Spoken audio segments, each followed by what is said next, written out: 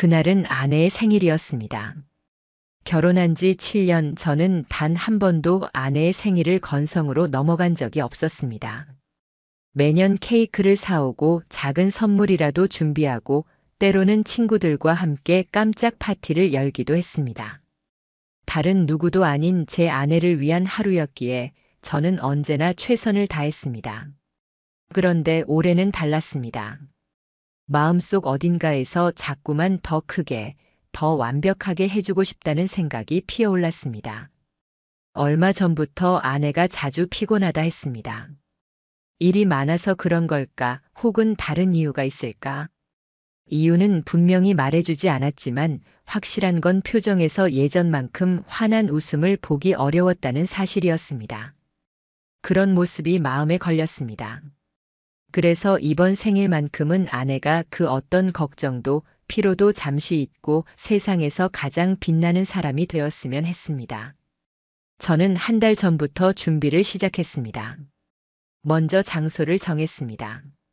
아내가 평소 가장 좋아하던 프렌치 비스트로. 강남에서도 꽤 이름이 알려진 곳이었고 솔직히 가격은 만만치 않았습니다. 하지만 음식의 정갈함, 직원들의 세심한 서비스, 따뜻하면서도 세련된 분위기, 그 모든 게 아내 취향에 꼭 맞았습니다. 저는 주저하지 않고 레스토랑 1층을 통째로 예약했습니다. 흔히 있는 생일 저녁도 아니고 오직 아내를 위한 무대처럼 만들어주고 싶었으니까요. 행사 분위기를 위해 DJ를 불렀습니다. 직접 선곡표를 만들어 전달하면서 잔잔하면서도 우아하게 시작하다가 시간이 지날수록 조금씩 활기를 불어넣어 달라는 부탁도 빼놓지 않았습니다. 작은 디테일 하나도 놓치고 싶지 않았습니다. 장식은 스스로 도맡았습니다. 헬륨 풍선, 화려하지 않지만 따뜻한 무드의 조명, 생일 문구가 적힌 배너까지 제 손으로 고르고 배치했습니다. 테이블 중앙에는 하얀 장미를 포인트로 둔 플로리스트의 부케를 놓을 계획이었습니다. 제 아내는 어릴 때부터 유난히 하얀 꽃을 좋아했습니다. 그래서 이번에도 주저하지 않고 아내가 가장 좋아하는 색을 중심으로 공간을 꾸몄습니다. 손님 초대도 철저히 준비했습니다. 아내의 친구들, 직장 동료들, 그리고 저희 부부를 잘 아는 지인들까지. 연락을 돌릴 때는 아내에게는 절대 말하지 말아달라는 점을 특히 강조했습니다. 깜짝 파티라는 것이 들키면 재미없지 않습니까? 사람들은 놀란 듯 웃으며 답했습니다. 아니, 이렇게까지 준비하는 사람이 어딨어? 정말 로맨틱하다. 아내분 감동하실 거야. 그럴 때마다 저는 그저 웃으며 고개를 끄덕였습니다. 말은 단순했습니다. 이번엔 정말 잘해주고 싶어서요. 그 말은 조금의 거짓도 없는 제 진심이었습니다. 결혼해서 일상 속 함께하는 시간도 많았지만 그럴수록 특별한 날만큼은 진심으로 아내에게 제가 가진 모든 마음을 보여주고 싶었습니다. 이틀 전부터는 휴가를 내서 아예 현장에 붙어 준비했습니다. 풍선 하나, 촛불 하나, 메뉴 카드 하나까지 확인했습니다. 마치 무대 연출자가 된 기분이었습니다. 현장을 오가며 점검하던 제 표정을 보고 지인 중 한 명이 물었습니다. 무슨 특별한 일이라도 있는 거야? 대체 왜 이렇게 정성을 들여? 저는 대답했습니다. 특별한 일은 없어. 그냥 올해는 정말 아내 웃는 얼굴을 오래 보고 싶어서. 그리고 마침내 파티 당일이었습니다. 아내는 자신이 특별히 꾸며진 장소가 아닌 그냥 저와 둘이 저녁 식사하는 자리라고만 알았습니다. 그래서 제가 준비해둔 드레스를 건네며 이 옷 오늘 입는 게 어때? 라고 말했을 때도 별다른 의심은 하지 않았습니다. 그저 살짝 웃으며 옷을 갈아입고 따라 나섰습니다.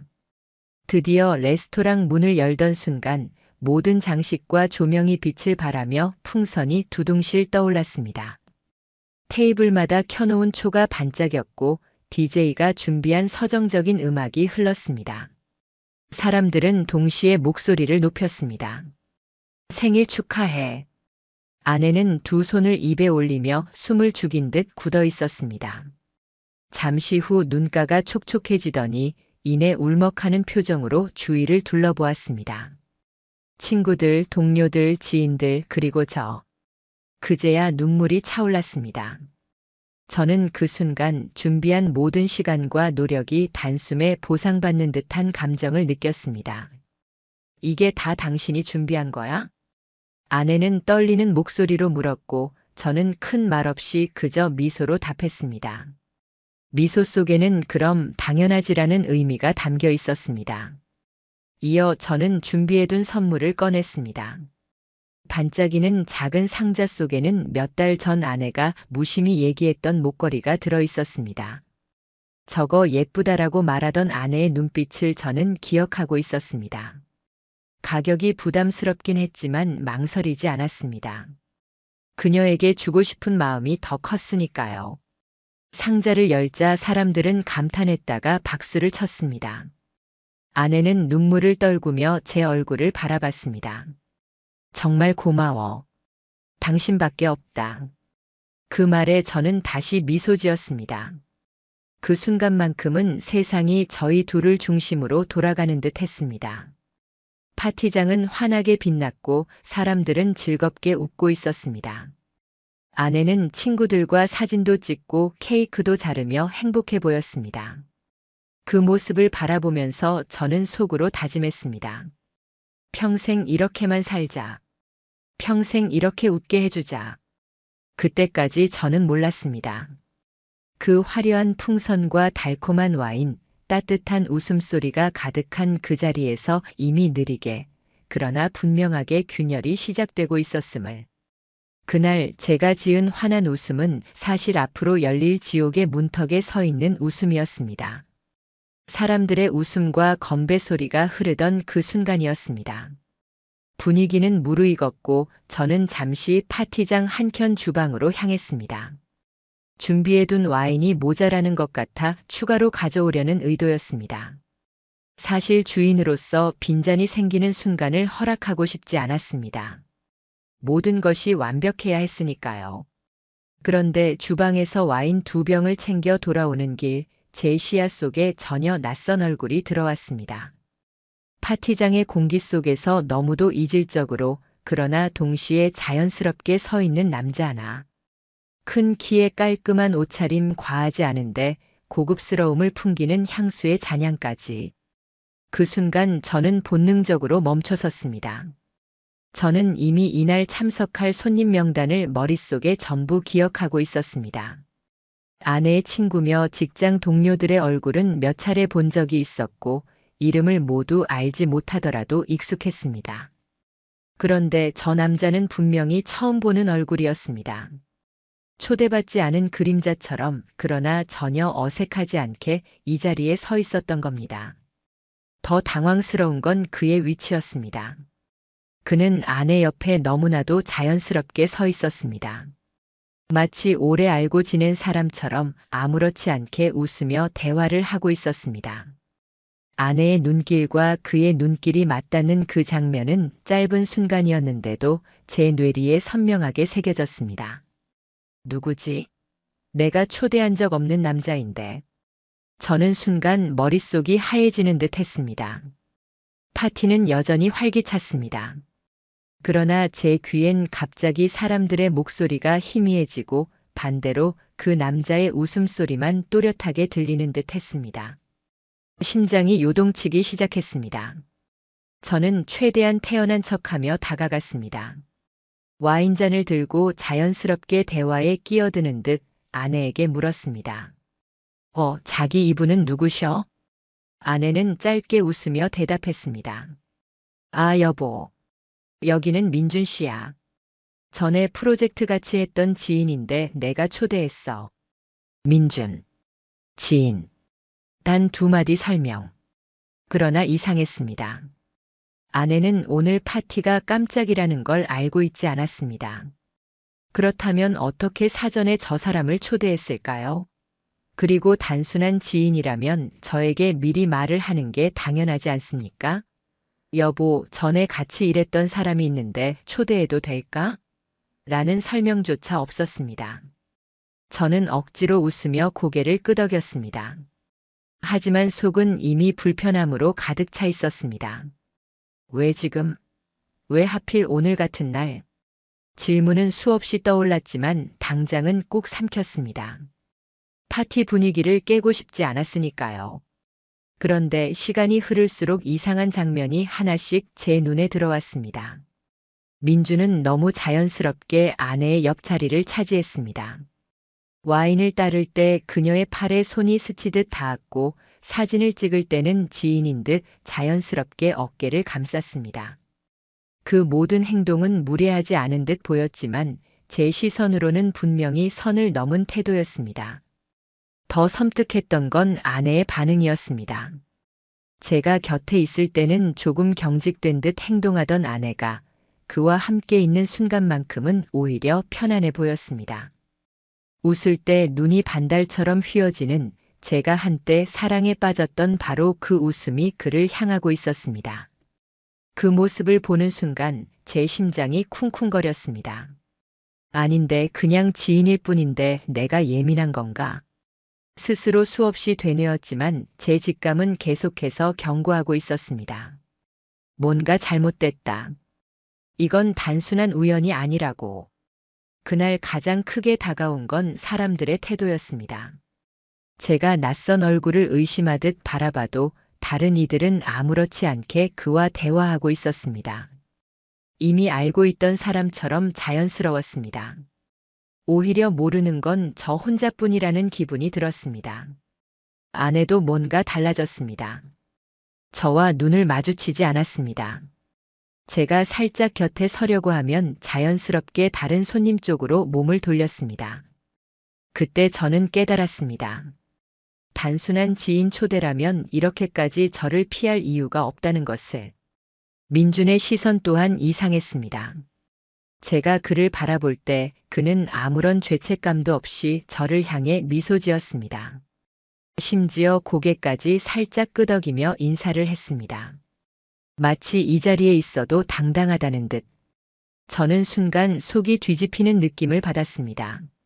한쪽에서는 글라스가 부딪히며 웃음소리가 이어지고 있었지만 제 귀에는 오직 제 심장의 고동만 크게 울렸습니다. 입안은 바싹 마르고 손끝은 서서히 얼어붙는 듯 떨렸습니다. 아니다. 지금은 웃어야 한다. 티를 내면 안 된다. 저는 억지로 미소를 유지했습니다. 하지만 내면은 점점 금이 가는 유리잔처럼 갈라지고 있었습니다. 이날 밤 저는 분명히 느꼈습니다. 아내가 숨기고 있는 존재가 있다는 것.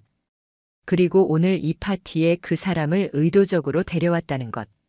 저는 그 뜻을 도저히 이해할 수 없었습니다.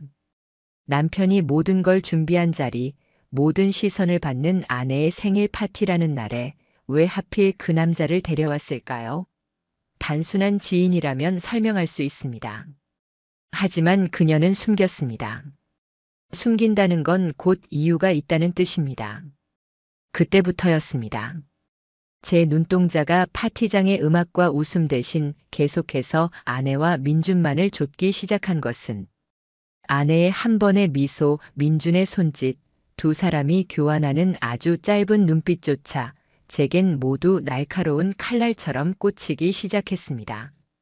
그날 파티는 여전히 즐겁게 이어지고 있었습니다. 사람들은 마치 아무 일 없다는 듯 웃고 떠들었습니다. 하지만 저 혼자만 홀로 차가운 얼음장에 갇혀 있는 것 같은 기분이 들고 있었습니다. 그때 저는 처음으로 이런 생각을 했습니다. 혹시 내가 이 자리에서 가장 어울리지 않는 사람일지도 모른다. 그날 파티장에서 가장 많이 움직인 건 제 발도 손도 아니었습니다. 제 눈동자였습니다. 고개는 아무렇지 않게 정면을 바라보고 있었지만 시선은 끊임없이 한 곳만 뒤쫓고 있었습니다. 와인을 따르고 케이크를 자르고 사람들과 짧게 대화를 나누는 순간들 사이에서도 제 시선은 늘 같은 곳에 고정돼 있었습니다. 아내와 그리고 민준. 그 둘은 마치 이 파티의 또 다른 주인공처럼 자연스럽게 함께 있었습니다. 처음엔 의심이었습니다. 내가 괜히 과민하게 반응하는 건 아닐까? 결혼 7년 차 부부의 마음이란 게 가끔은 예민하고 때론 불안정해지지 않습니까? 저는 스스로를 달래려 했습니다. 그저 옛 직장 동료일 뿐이야. 잠깐 반가워서 그러는 거겠지. 그렇게 합리화하려 했습니다.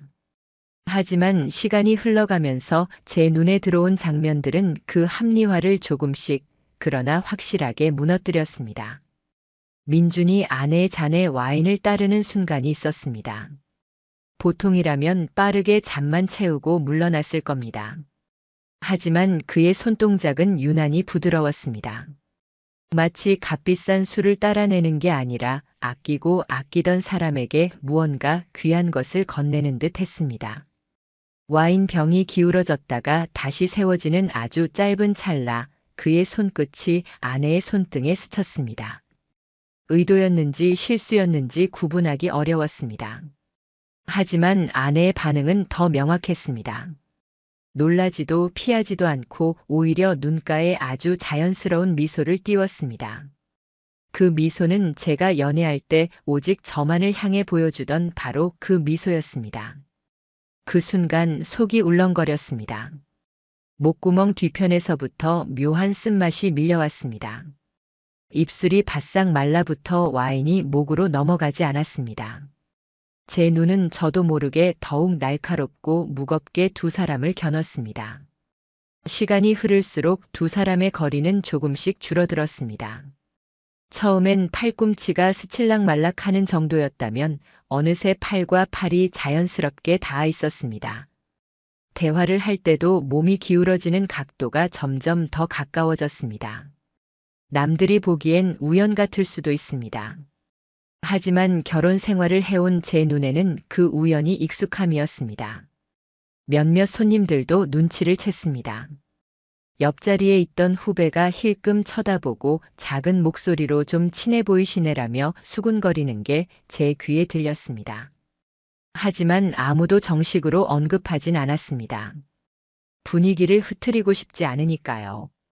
그러나 제 시선은 도망치지 않았습니다. 민주는 사람들이 몰린 틈을 타 아내의 허리에 아주 자연스럽게 손을 올렸습니다. 사진을 찍을 때는 더 과감하게 어깨에 손을 얹었습니다. 겉으로는 가볍게 웃으며 친밀함을 표현하는 것 같았지만 그 태도는 이미 선을 넘어선 익숙함이었습니다. 문제는 아내였습니다. 그 모든 행동을 거부하지 않았습니다. 웃으며 받아주고 더 가까이 다가가고 심지어 그의 귓가에 귓속말을 하는 장면까지 제 눈에 들어왔습니다.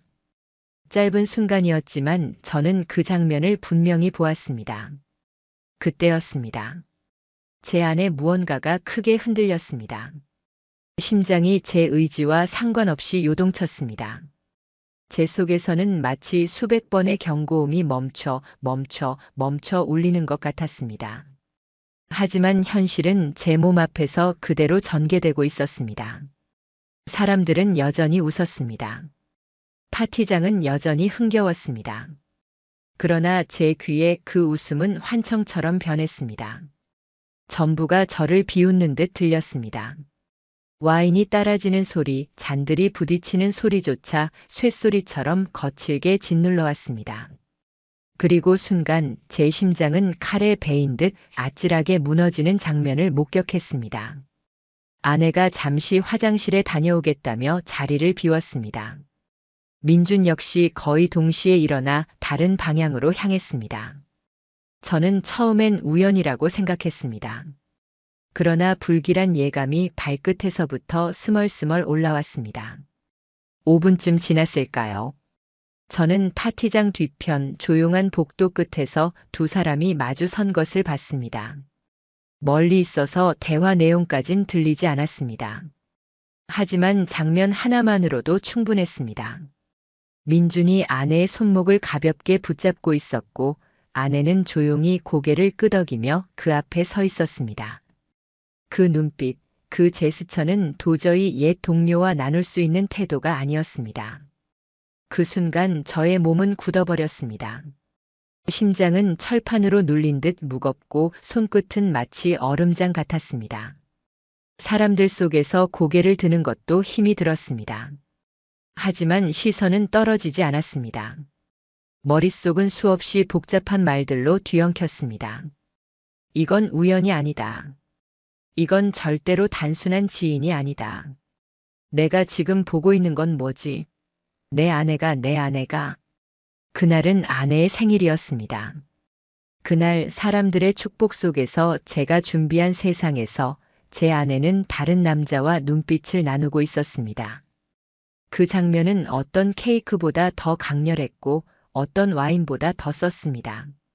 잠시 후 두 사람은 다시 파티장으로 돌아왔습니다. 마치 아무 일도 없었다는 듯.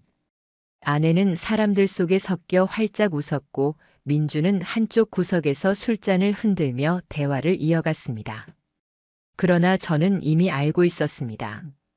그 웃음과 태도는 모두 연기라는 것을. 그 시점부터 저는 달라졌습니다. 더 이상 막연한 의심이 아니었습니다. 지금 이 자리에서 무언가 잘못되고 있다가 아니라 이건 이미 일어나고 있는 현실이라는 확신이었습니다. 저는 증거를 찾기 시작했습니다. 가까이 다가가 대화를 엿듣는 척하며 그들의 표정을 살폈습니다. 아내가 민준과 이야기할 때 나타나는 미묘한 습관, 눈을 약간 내리깔고 웃을 때 잔을 살짝 치는 버릇. 그 모든 것이 예전 제가 사랑할 때 그녀가 보여주던 호감 표현이었습니다. 민준 역시 마찬가지였습니다. 고개를 깊이 끄덕이고 웃음을 참듯 입술을 깨무는 표정, 그리고 천천히 움직이며 아내만을 쫓는 눈동자. 모든 행동이 익숙했고 동시에 저를 미치게 만들었습니다. 그때 저는 알았습니다. 이것은 억측이 아닙니다. 이것은 현재 진행형의 사실이라는 것을. 제 가슴 한가운데 뜨겁게 차오르는 증오와 배신감이 있었습니다. 그리고 저는 직감했습니다.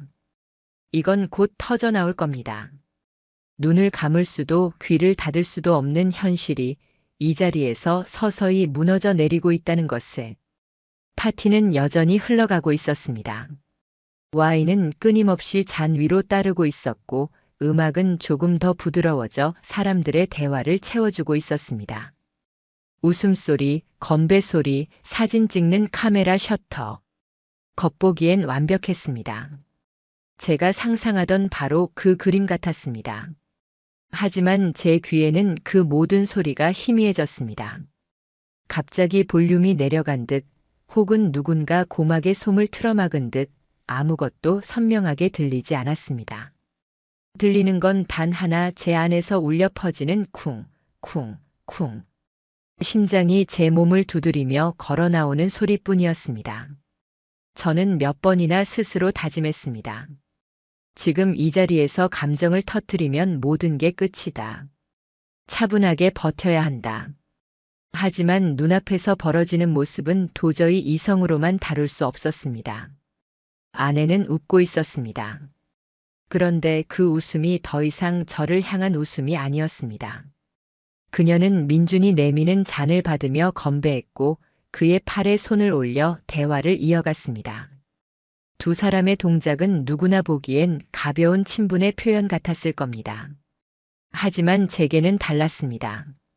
그 익숙한 편안한 부부나 연인이 아니고서야 결코 나눌 수 없는 공기였습니다. 저는 잔을 내려놓고 한 발자국 물러서 그들을 지켜봤습니다. 눈에 보이는 세상은 여전히 화려했지만 마음속에는 이미 회색 먼지가 가라앉고 있었습니다. 나만 다른 세계에 떨어진 듯 저 풍경은 이상할 정도로 낯설게 펼쳐져 있었습니다. 그러던 중 제가 전혀 예상치 못했던 순간이 다가왔습니다. 민준이 제게 다가왔습니다. 술잔을 기울이며 자연스럽고 능숙하게 말했습니다. 오늘 정말 멋지네요. 정성 많이 들이신 것 같아요. 그 말은 빈말이었을 수도 있습니다. 그러나 제 귀에는 전혀 다른 뜻으로 다가왔습니다. 마치 하지만 이 자리에 진짜 주인공은 따로 있지 않습니까? 라고 말하는 듯 했습니다. 저는 웃음을 지으며 대답했습니다. 그럼요. 소중한 사람을 위해서니까요. 그 순간 민준의 눈빛이 잠시 흔들리는 걸 보았습니다. 아주 짧았지만 분명했습니다. 제 목소리 속에 깔린 의미를 그도 알아챘던 겁니다. 그리고 바로 그 순간 제 안에서 불길 같은 직감이 치솟았습니다. 이 남자 전혀 두려워하지 않는다. 그리고 내 아내도 내 눈앞의 상황을 두려워하지 않는다. 그들의 눈빛과 동작 하나하나가 이미 증명하고 있었습니다. 이 두 사람은 숨기려 하지 않았습니다. 저조차 파티의 주인조차 배제해 놓은 듯 자연스러웠습니다. 그때 제 손에 들린 술잔이 떨렸습니다. 한순간 정말로 그 잔을 그대로 깨뜨리고 싶었습니다. 그러나 가까스로 참았습니다. 대신 심호흡을 반복했습니다. 하지만 가슴 속에서 무언가 거대한 덩어리가 치밀어 오르는 건 막을 수 없었습니다. 시간이 더 흘러 음악은 한층 느려졌습니다. 사람들이 흩어져 소소한 대화를 이어갈 때 저는 의도적으로 한쪽에 앉아 있었습니다. 겉으로는 대화를 나누는 척하지만 눈은 여전히 아내와 민준에게 빼앗겨 있었습니다. 모든 시선이 그 둘에게 꽂혔습니다. 그리고 결정적인 순간이 찾아왔습니다. 아내가 민준 옆에 바짝 다가서며 그의 팔뚝에 얼굴을 스치듯 가까이 기댔습니다. 아주 짧은 순간이었습니다. 어쩌면 사진 한 장 찍는 동안에도 못 담을 만큼의 찰나. 하지만 제 눈에는 그 모든 것이 느리게 펼쳐지는 듯 보였습니다. 그 찰나가 끝이었습니다. 제 안에서 부서지는 소리가 났습니다. 와인을 들던 손은 허공에서 굳었고 호흡은 목 끝에서 막혀버렸습니다. 떨림이 멈추지 않아 제 자신조차 감당하기 어려웠습니다. 저는 조용히 자리에서 일어났습니다. 주변 사람들은 눈치채지 못했습니다. 하지만 제 안은 이미 폭풍이 일어난 듯 어수선했습니다. 숨을 고르며 천천히 그들이 있는 쪽으로 걸어갔습니다. 아내가 저를 보며 무심한 웃음을 지었습니다. 그러나 그 웃음은 껍데기 같았습니다. 단단하게 벽을 바른 듯 내면이 없는 웃음. 제가 그 앞에 섰을 때 마침내 입을 열었습니다. 오늘 재밌어 보여서 다행이네. 아내는 조금도 당황하지 않았습니다. 당연하다는 듯 고개를 끄덕였고 민주는 잔을 들어 저에게 건배를 시도했습니다. 그 순간 제 안에서 또 다른 힘줄이 끊어지듯 탁 하고 무너졌습니다. 저는 잔을 내려놓고 낮은 목소리로 말했습니다. 며칠 전부터 왠지 불길한 느낌이 있더라. 그게 바로 이거였구나. 제 얼굴을 본 아내의 눈빛이 순간 흔들렸습니다. 민준 또한 짧은 순간 눈을 깜빡이며 미묘하게 굳은 표정을 지었습니다. 그리고 파티장의 공기가 달라졌습니다. 사람들이 하나둘씩 고개를 돌리며 저희 쪽을 바라보기 시작했습니다. 몇 초 전까지만 해도 시끌벅적하게 이어지던 대화들이 줄줄이 끊겼고 음악은 DJ가 눈치를 보며 서둘러 껐는지 갑자기 멈춰버렸습니다. 남은 건 침묵 그리고 무겁게 내려앉은 고요뿐이었습니다. 바로 그 순간 깨달았습니다. 이건 단순히 파티가 끝나가는 게 아니었습니다. 이건 가면극의 끝이었습니다. 갑작스러운 정적이 파티장 한복판을 덮쳤습니다. 불과 몇 분 전까지만 해도 잔을 부딪히고 웃음소리가 터져 나오던 공간이 마치 누군가가 전원을 차단한 것처럼 굳어버렸습니다. 음악은 멈췄고 대화도 끊겼습니다. 모든 시선이 이곳으로 쏠렸습니다. 저는 천천히 호흡을 정리했습니다. 손은 여전히 떨리고 있었지만 목소리는 이상할 정도로 차분했습니다. 오히려 차갑게 가라앉아 있었습니다. 이 남자 언제부터야? 제 입에서 그 질문이 흘러나오자 파티장은 순간 얼어붙었습니다. 사람들의 손에 들려있던 술잔이 공중에서 멈췄고 누군가는 헛기침을 삼켰습니다. 잔이 부딪히던 소리도 웃는 얼굴도 모두 사라지고 숙연한 침묵만 남았습니다. 아내는 제 눈을 똑바로 보지 못했습니다. 시선을 잠시 내리깔았다가 제 얼굴을 살피려다 다시 피했으나 결국 아무 말도 하지 못했습니다. 입술만 벌어졌다가 다시 다물렸습니다. 민주는 황급히 변명하려 했습니다. 고개를 끄덕이며 입을 열었습니다. 아니에요. 오해십니다. 저는 그냥 아는 사이라서 잠깐 들른 것뿐입니다. 그의 목소리는 억지로 담대한 척했지만 떨림을 숨기지 못했습니다. 저는 가볍게 웃음을 흘렸습니다. 차라리 그 웃음이 제 스스로도 섬뜩하게 느껴질 정도였습니다. 오해라고? 내가 내 아내 허리에 손을 올리던 게, 두 사람이 복도에서 눈빛을 주고받던 게, 그게 오해야? 그 순간 민준의 얼굴에서 핏기가 가셨습니다. 그는 잔을 내려놓고 뒤로 한 발자를 물러섰습니다. 눈빛은 피했고 이마에는 땀이 송골송골 맺혔습니다. 사람들의 시선이 더 뜨거워졌습니다. 아내는 급히 제 손을 잡았습니다. 목소리는 떨렸지만 애써 침착한 척했습니다. 여보, 진짜 아무 일도 아니야. 오늘만은 제발 사람들이 다 보잖아. 하지만 저는 그 손을 뿌리쳤습니다. 그 뿌리치는 소리마저 파티장의 정적 속에서 또렷하게 울렸습니다. 사람들은 움찔하며 눈을 크게 떴습니다. 아무 일도 아니라고? 아무 일도 아닌데 왜 초대한 명단에 없었던 남자를 데려왔어? 왜 내게 아무 말도 안 하고 여기서 태연하게 웃고 있었는데? 아무것도 아닌 건 숨길 이유조차 없는 거 아냐? 아내는 대답하지 못했습니다. 결국 눈물이 맺혀 흐르려 했습니다. 그러나 울음은 변명처럼만 들려왔습니다. 그 순간 사람들의 사이에서 작은 속삭임이 번졌습니다. 며칠 전 카페에서 같이 있던 거 내가 본 거 같은데. 나도 봤어. 손잡고 걷더라. 소문은 불처럼 번져갔습니다.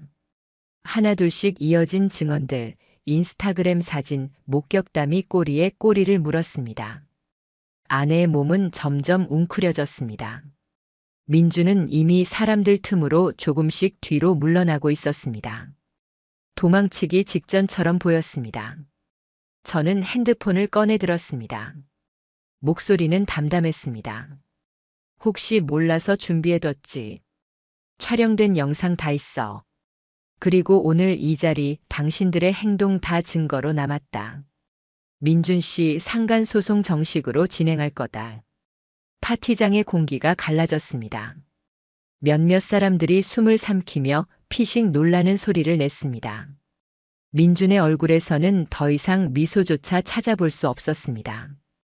그는 완전히 굳었습니다. 아내는 그 순간 무릎을 꿇었습니다. 사람들 앞에서 테이블 위 생일초 옆에서 잘못했어, 정말 잘못했어. 순간적으로 미쳤던 거야. 제발 사람들 앞에선. 눈물이 흘러내렸지만 제 심장은 흔들리지 않았습니다. 그 눈물이 더 이상 저를 설득하지 못했습니다. 당신이 무릎 꿇을 자리는 여기가 아니야. 법정이야. 그곳에서 진정으로 무릎 꿇게 될 거다. 사람들의 술잔은 더 이상 움직이지 않았습니다. 웃음소리도 없었습니다. 모두 이 장면을 목격자가 되어보고 있었습니다. 민주는 결국 고개를 숙이고 아무 소리도 하지 못한 채 뒤로 물러나 사라졌습니다. 사람들 사이로 빠져나가는 그의 뒷모습이 보였지만 누구도 그를 붙잡지 않았습니다. 붙잡을 이유가 없었으니까요. 남은 건 저와 아내 그리고 그 자리를 지켜보던 차가운 시선뿐이었습니다. 아까까지는 축하의 자리였지만 이제는 심판의 장이 되어 있었습니다. 저는 그 중심에서 웃지 않았습니다. 다만 목소리를 단호하게 내뱉었습니다. 오늘의 주인공은 더 이상 당신이 아니야. 오늘의 주인공은 진실이다. 그 말과 함께 더 이상 아무도 술잔을 들어 올리지 않았습니다. 파티는 끝났습니다. 아니, 정확히는 모든 가식적인 연극이 끝나고 진짜 파국이 시작되는 시점이었습니다. 몇 분 전까지만 해도 환호와 웃음으로 가득했던 파티장은 이제 무겁고 차가운 기운으로 잠식되어 있었습니다. 마치 시간 자체가 멈췄다는 듯 사람들은 술잔을 손에 든 채 움직이지 않았고 음악은 이미 꺼져 더 이상 흐르지 않았습니다. 숨소리조차 크게 들릴까 두려운 듯 모두가 조심스럽게 공기를 삼키고 있었습니다. 그 자리에 무릎을 꿇은 사람은 제 아내였습니다. 드레스를 입고 화장을 하고 생일 케이크 앞에서 환하게 웃던 그녀의 모습은 흔적조차 남지 않았습니다. 눈은 충혈되고 화장이 번져 얼굴에 얼룩처럼 흘러내렸습니다. 붉어진 눈두덩과 젖은 볼, 떨리는 입술만 남아 있었습니다. 잘못했어, 정말 잘못했어. 한순간이었어, 순간적으로 흔들렸던 거야. 미안해, 여보, 제발 사람들 앞에서만은. 그녀의 목소리는 떨렸습니다. 절박하게 손을 내밀었지만 그 손은 허공 속에서 허우적거릴 뿐 결코 제게 닿지 못했습니다. 저는 그 모습을 가만히 바라보며 생각했습니다. 남편 몰래 다른 남자와 손을 잡고 웃을 땐 어쩌면 당당했을지도 모르지. 그런데 왜 이렇게 사람들 앞에서만 무너질까? 아내는 무릎 꿇고 흐느꼈습니다. 그 광경은 차마 외면하기엔 너무 처참했지만 안타깝다거나 연민도 들지 않았습니다. 제 마음을 차갑게 짓누르고 있던 분노와 배신감이 그 모든 감정을 밀어냈습니다. 민주는 이미 자리를 떴습니다. 정확히 말하면 도망쳤다는 게 맞겠죠. 사람들의 시선과 수군거림을 끝내 견디지 못하고 말 한마디 남기지 못한 채 뒷문 쪽으로 빠져나갔습니다. 사람들은 그를 막지 않았습니다. 아무도 그를 쫓아가지 않았습니다. 붙잡을 가치도 의미도 없었으니까요. 그는 이미 불청객이었고 이제는 파렴치한 불륜남으로 남았으니까요. 남은 사람들은 속삭였고 눈빛으로 말을 했습니다. 역시 소문이 사실이었네. 저 장면 보니까 확신 가지 않냐. 어떻게 남편이 준비한 파티에까지. 속삭임은 파티장을 덮어버렸습니다. 누군가는 모멸하듯 아내를 내려다봤고 누군가는 얼굴을 돌려 더 이상 보고 싶지 않다는 듯 시선을 피했습니다. 더 잔인한 건 일부는 휴대폰을 들어 사진이나 영상을 찍으려 했다는 점이었습니다. 그러나 옆 사람들이 급히 팔을 붙잡고 말리기도 했습니다. 그건 아니야. 작은 목소리와 함께. 그렇지만 이미 늦었습니다. 이 장면을 본 모두는 입으로는 말하지 않아도 머릿속에 선명히 새겼습니다. 그녀가 한 행동, 그녀가 무너져 내린 순간. 그날의 이야기는 오늘을 끝으로 곧장 세상 밖으로 퍼져나갈 것이 분명했습니다.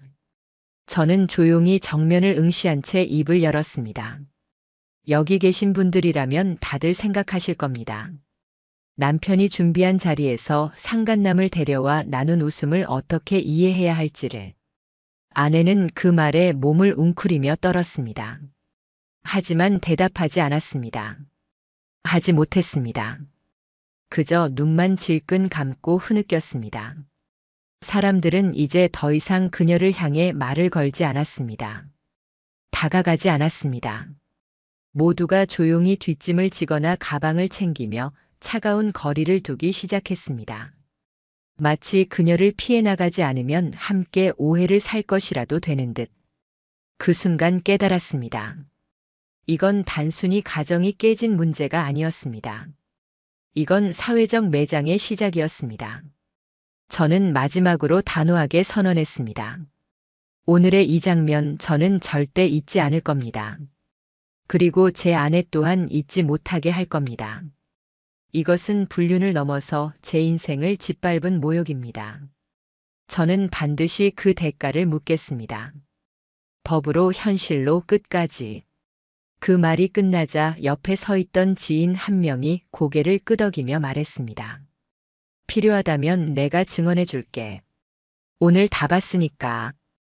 또 다른 동료도 말했습니다. 우리도 느낌이 이상했었어.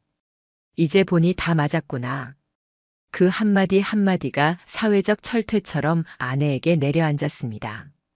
숨을 죽이고 있던 사람들은 다시 움직이기 시작했습니다. 그러나 웃지도 다시 잔을 들지도 않았습니다. 그저 짐을 챙기고 하나둘 파티장을 빠져나갔습니다. 아내는 그 자리 테이블 옆에 쓰러지듯 앉아 있었습니다. 머리를 감싸주며 작은 흐느낌으로 울었습니다. 드레스는 엉망으로 구겨졌고 생일 케이크 옆에 놓여있던 하얀 장미 꽃잎은 바닥에 흩날려 있었습니다. 그것은 더 이상 축하의 상징이 아니었습니다. 차라리 잿더미 같았습니다. 저는 차분히 그러나 아주 무겁게 파티장을 걸어 나갔습니다.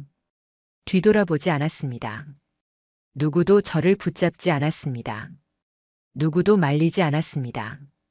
그 순간 파티장은 더 이상 파티장이 아니었습니다. 그곳은 진실이 드러난 법정이었고 이미 사람들의 입을 통해 사회로 흘러나가는 심판의 현장이었습니다. 문을 나서면서 휴대폰을 열었습니다. 아내의 지인 한 명에게 짧게 문자만 남겼습니다. 사진과 영상 다 확보했습니다. 상간 소송 바로 진행합니다. 잠시 후 답장이 왔습니다. 충분히 그러실 자격 있어요. 응원하겠습니다. 그 짧은 한 줄이 제 결심을 더 이상 머뭇거리게 하지 않았습니다. 이날 모든 것이 끝났습니다. 그리고 동시에 그들의 진짜 지옥은 이제부터 시작일 것입니다. 그날 이후로 저는 단 한순간도 멈추지 않았습니다. 파티가 끝나자마자 무너져 내린 잔해 위에서 감정은 이미 차갑게 식어버렸습니다. 남은 건 분노가 아니라 결심이었습니다. 끝까지 책임지게 만들겠다. 반드시 법이라는 이름으로. 다음 날 아침 저는 곧바로 이혼 전문 변호사를 찾았습니다. 그 자리에서 저는 전날의 모든 상황을 처음부터 끝까지 설명했습니다. 아내의 태도, 민준이라는 남자의 등장이 얼마나 의도적이었는지, 복도에서의 접촉과 눈빛, 공개적인 장소에서의 행동까지, 그리고 파티 장면을 촬영한 영상과 사진들, 녹화된 대화, 주변 증인들의 진술 의사까지. 변호사는 제 말이 끝나자마자 곧바로 메모를 놓고 고개를 끄덕였습니다. 이 정도 증거라면 위자료와 배상 그리고 상대가 받게 될 사회적 타격까지 전례 없는 수준으로 몰고 갈 수 있습니다. 저는 망설이지 않았습니다. 감정으로만 해결할 일이 아닙니다. 오히려 법과 절차를 통해 더 차갑고 명확하게 끝내야 했습니다. 그때부터 저는 증거를 정리하기 시작했습니다. 파티장에서 찍힌 사진, 영상, 그리고 민준이 제게 직접 다가와 내뱉었던 말까지 하나하나 기록했습니다. 다행히도 파티는 공개적인 자리였고 행사 기록을 위해 촬영 중이라는 사실은 모든 참석자에게 공지되어 있었습니다. 그러니 법적으로 문제될 것도 없었습니다. 며칠 뒤 민준의 회사에 소송장이 송달됐습니다. 그는 외국계 금융사에 다니는 직책 높은 인물이었습니다. 업계에서 명성도 있었고 스스로 자부심도 강했을 겁니다. 그러나 결혼한 여성을 상대로 한 부적절한 관계, 그것도 공공연히 드러난 사실은 그 회사를 가만히 두지 않았습니다. 내부 윤리위원회는 즉각 회의를 열었고 곧바로 업무 외 불건전 행위라는 사유로 징계가 시작됐습니다.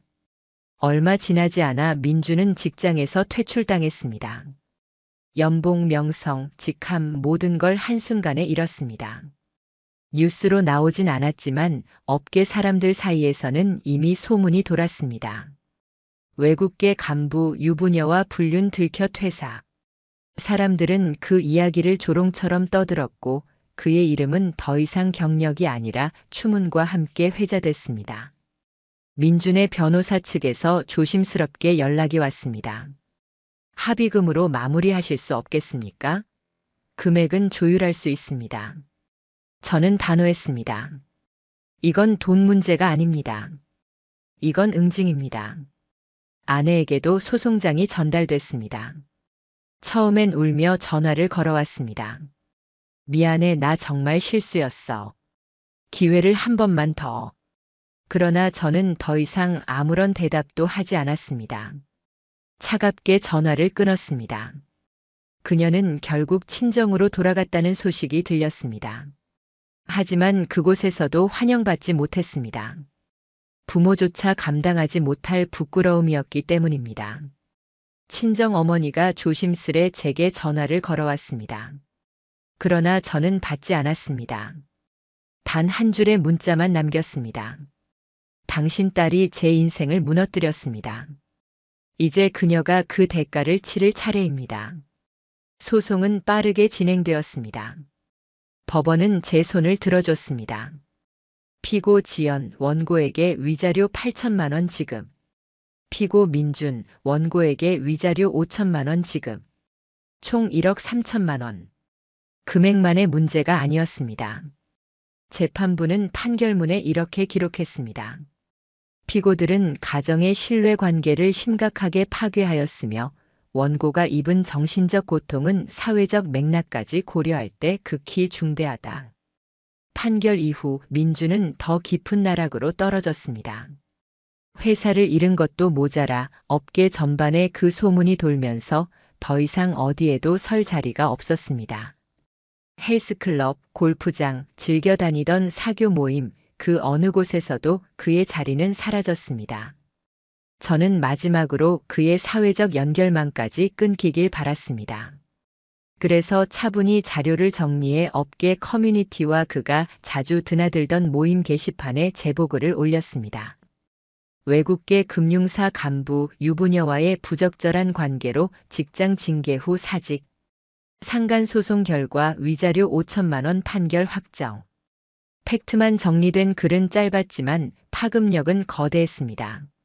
업계 사람들은 순식간에 내용을 퍼나르기 시작했고 민주는 더 이상 얼굴조차 내밀지 못했습니다.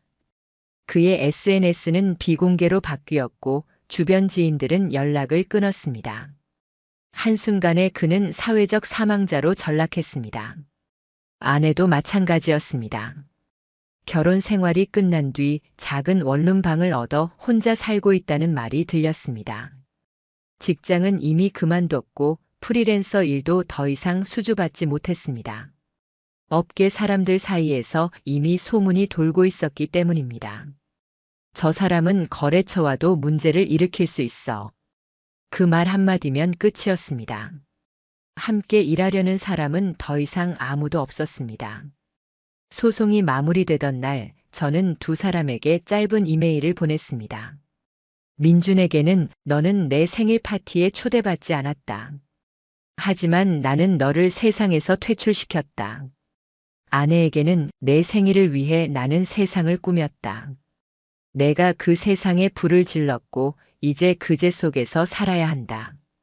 그 후로 두 사람에게서 어떤 연락도 오지 않았습니다. 아마 다시는 제게 얼굴을 들이밀 용기조차 없을 겁니다. 시간이 흘렀습니다. 저는 다시 새로운 일상을 찾으려 노력했습니다. 새로운 사람을 만나기도 하고 혼자만의 조용한 평화를 즐기기도 합니다. 그러나 매일 아침 거울 앞에 설 때마다 저 자신에게 다짐합니다. 두 번 다시 내가 사랑한 사람에게 무너질 수는 없다. 그리고 배신 앞에서는 반드시 끝까지 책임을 묻는 사람이 되자. 아내와 민준의 이야기는 그날로 끝났지만 사실 그들에게는 지금부터가 진짜 시작일 겁니다. 그들의 분류는 이미 끝났을지 몰라도 사회의 시선과 심판은 아직 시작에 불과하니까요. 저는 다만 제 자리를 되찾았을 뿐입니다. 그리고 오늘 이 자리에서 단언합니다. 사랑을 배신한 데가 그 고통은 단순한 상실로 끝나지 않습니다. 그건 법으로 세상으로 끝까지 따라가게 되어 있습니다.